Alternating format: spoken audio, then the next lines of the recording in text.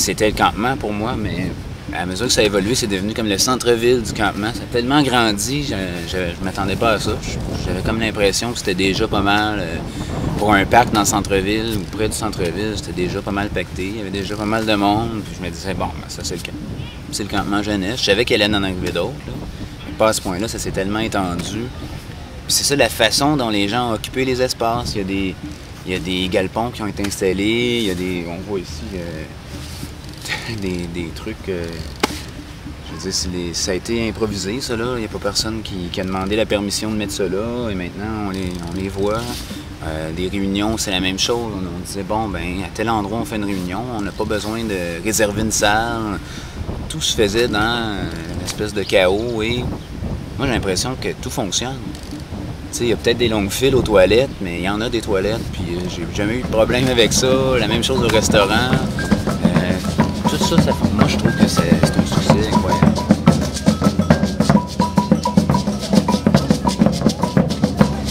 La proposition ici, c'est de faire une communauté internationale. Ça s'appelle la ville des villes, puis on vit à l'intérieur un processus des processus. Donc, il n'y a pas vraiment de structure, même s'il y a tout ça, il y a des intentions formelles de poser avec des espaces d'organisation comme ça. Ça finit tout le temps à être une espèce de sain chaos. Plus le processus fonctionne, le processus de responsabilisation de personnes qui comprennent comment les commissions fonctionnent, qui comprennent l'enjeu politique, qui ont envie de mettre leurs mains à la pâte, bien, ils s'impliquent, ils trouvent son espace là-dedans. Il trouve sa responsabilité, il trouve ce qu'il a envie d'approfondir, mais qui va aussi être utile à la demande qui existe dans une propre ville. Autant que ça se développe, mieux le projet va fonctionner. C'est comme un grand laboratoire pour vraiment confronter les mêmes enjeux qui existent dans la réalité de la société, notre municipalité. T'sais. Pour faire ça, ils ont senti bon de s'articuler en plusieurs petits groupes de travail.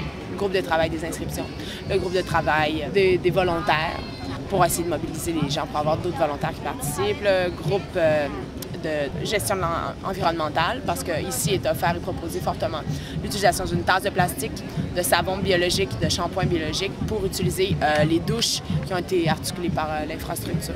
Ça, c'est un des exemples des démarches plus écologiques là, qui est fait ici, parce que tu as la gestion des déchets aussi, entre déchets secs et recyclés. Et puis, bien d'autres choses là, qui rentrent un peu dans le but d'un monde un peu de laboratoire, d'un autre monde possible.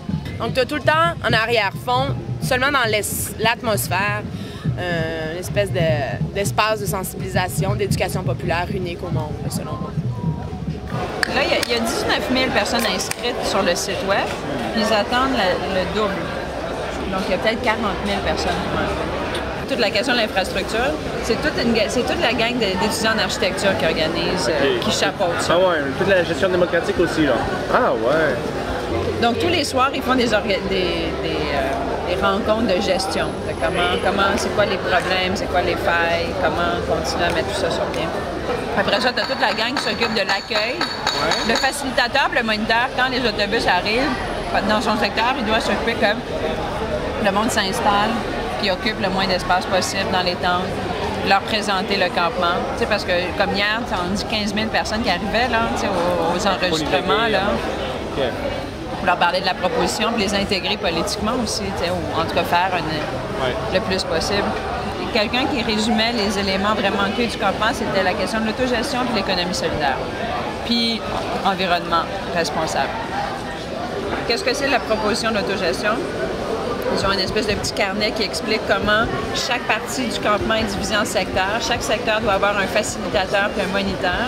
Puis sa job à cette personne-là, c'est un petit peu comme un genre de maire organisateur de ce secteur-là. L'idée, c'est de lancer des assemblées à tous les jours pour s'occuper de tous les problèmes, défis, informations à communiquer dans son secteur. Le comité infrastructure, il s'occupe aussi beaucoup de la sécurité, beaucoup de toute la gestion des déchets, par exemple. Enfin, tout ce qui rentre en jeu dans l'organisation des places d'alimentation. Après ça, toute l'organisation aussi, parce qu'il y a une monnaie qui a été créée au campement de la jeunesse. Ça s'appelle le SOL. Le collectif de toutes les entreprises, en fait, d'économie populaire solidaire, se sont articulés puis ont fait une proposition d'avoir une monnaie sociale pour essayer de maximiser l'économie interne. C'est-à-dire que si tu t'es investi dans 4 soleils, parce que ça s'appelle les soleils ou les lunes, ben, tu n'as pas le choix, il faut que tu achètes les produits qui sont ici à l'interne. Il n'y a pas le droit d'avoir de grandes marques qui sont vendues à l'intérieur du campement de la jeunesse. Donc, pas de coke, pas de bière, juste de la bouffe organique. Juste aussi avec les groupes qui font partie de l'alimentation, c'est tous des groupes coopératifs, agriculture, écologique, etc. Donc, c'est toute cette proposition-là vraiment large. Après ça, tu as la commission de culture. Bon, ça, ils organisent concerts, expositions, musique, etc. Donc, commission de culture aussi, c'est toutes sortes d'initiatives comme une foire d'échange culturel. Donc, tu as un lieu ici qui est construit pour... qui invite les gens à amener des éléments culturels, comme par exemple une bouteille de sirop d'érable, pour échanger contre d'autres objets culturels. En fait, je ne sais pas si ça a vraiment fonctionné, mais l'intention était celle-ci. Puis la commission a comme généré plusieurs intentions, essayer que ces intentions-là s'articulent dans l'espace, puis dans la majorité, ça fonctionne. Tu as une salle de lecture où il y a plusieurs livres dépliants, revues que les gens, autant du comité que des autres, peuvent aller voir pour s'inspirer, puis des choses comme ça. Tu as la gang des logiciels à code ouvert, ils sont super forts. Alors eux, bon, c'est toute la salle de communication, puis aussi c'est toutes les communications en relation avec les médias, Porto Alegre international. Puis aussi toute la question des bulletins d'information qui sont diffusés 6 fois par jour sur les speakers pour dire, bon, ben rassemblez-vous, il y a une réunion de telle affaire, on a besoin de bénévoles pour telle affaire. Et ça, c'est traduit dans les 4 langues. Il y a une radio communautaire qui vont gérer. Ils vont essayer de gérer aussi toutes les productions, images, cinéphiles qui vont être faites à partir de cette expérience-là pour faire une banque d'informations.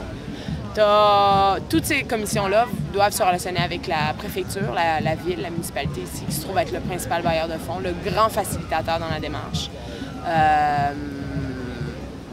Mais aussi, ils se relationnent avec toutes sortes d'autres instances, institutions, et aussi, ils vont se relationner avec l'ensemble des campeurs.